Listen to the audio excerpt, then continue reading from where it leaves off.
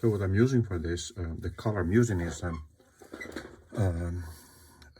Faber-Castell Polychromos, and specifically burnt carmine. I like burnt carmine because it's red, but it's not super chromatic, super red. So I like it. It gives it has a good tonal range, right?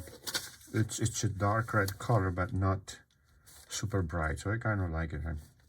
I like this. I like Venetian red, Indian red. I'm drawing the other side of the nasal opening here like this, right?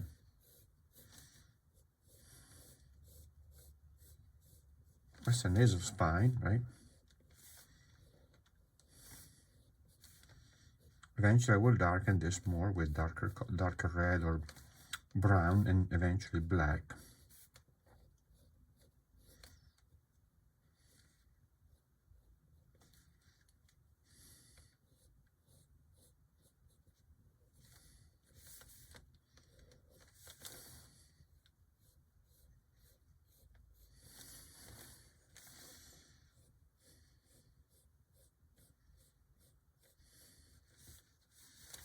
So this is the brow ridge, right? We're doing see this part here, right? Is seen from the side.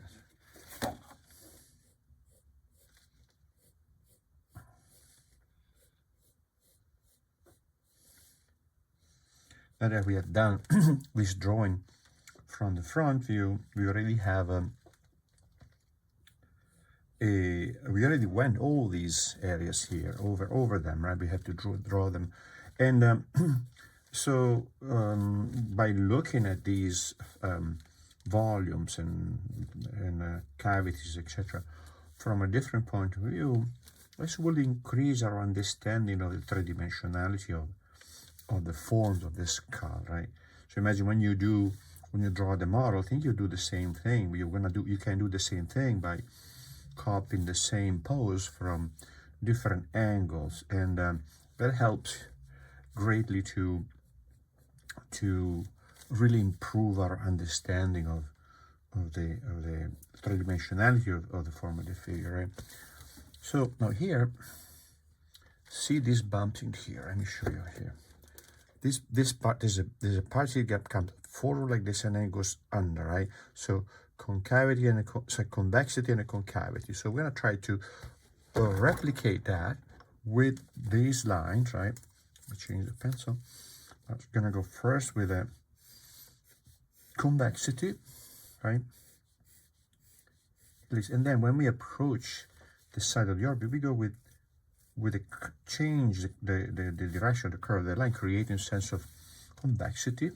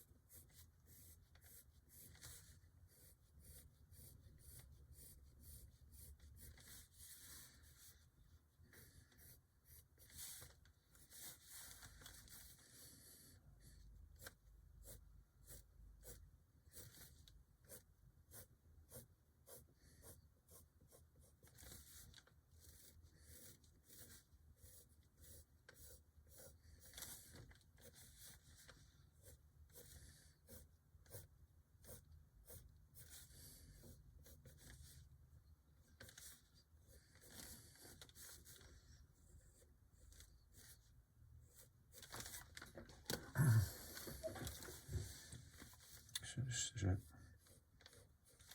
cavity here, right? So this would be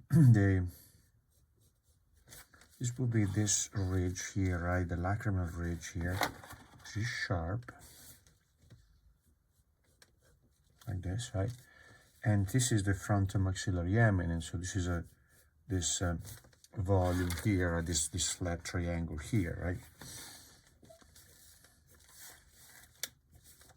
So this is the margin, right? The margin of the thickened margin of the rim of the orbit here, right?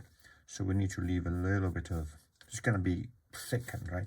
So we're going to give it a little bit of a lip, right? This is now the foramen, the place where the little passage where the artisan, probably nerves go through.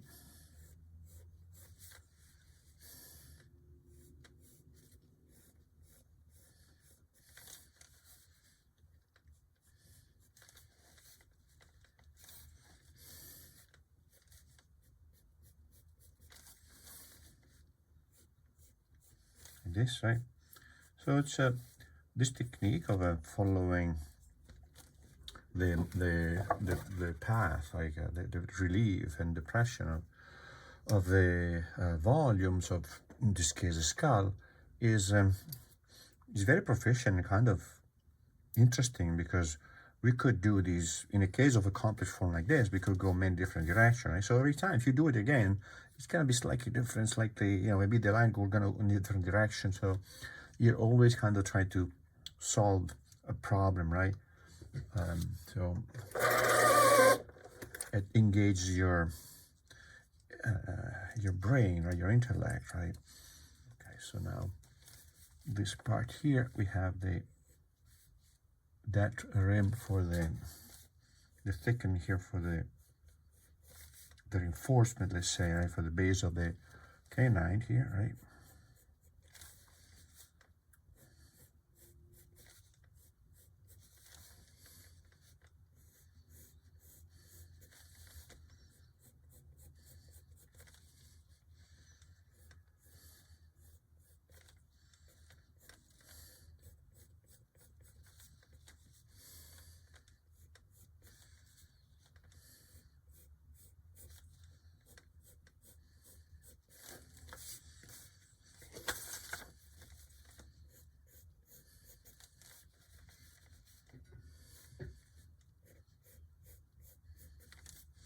This we can make it this arch here, right? The arch that will pass between the zygomatic to the maxilla.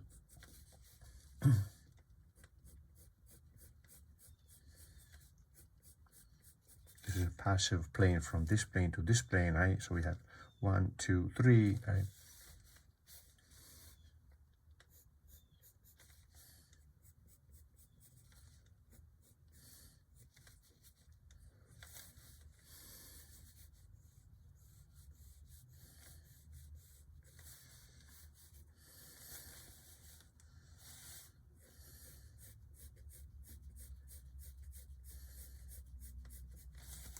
We need to darken this to make it recede compared to that, right? Compared to the coronoid process.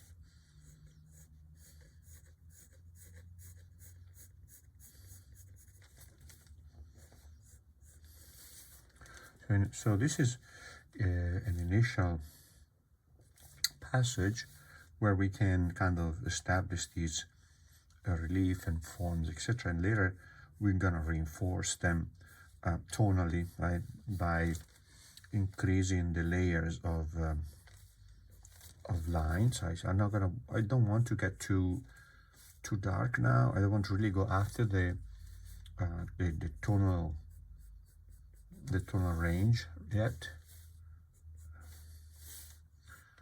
But I start marking some areas a little bit more, a little bit less. I know that later here, this will need to be much darker, right? So I'm gonna go with more layers now, like this here, and then when I need to push it more tonally, I will use darker pencils, right?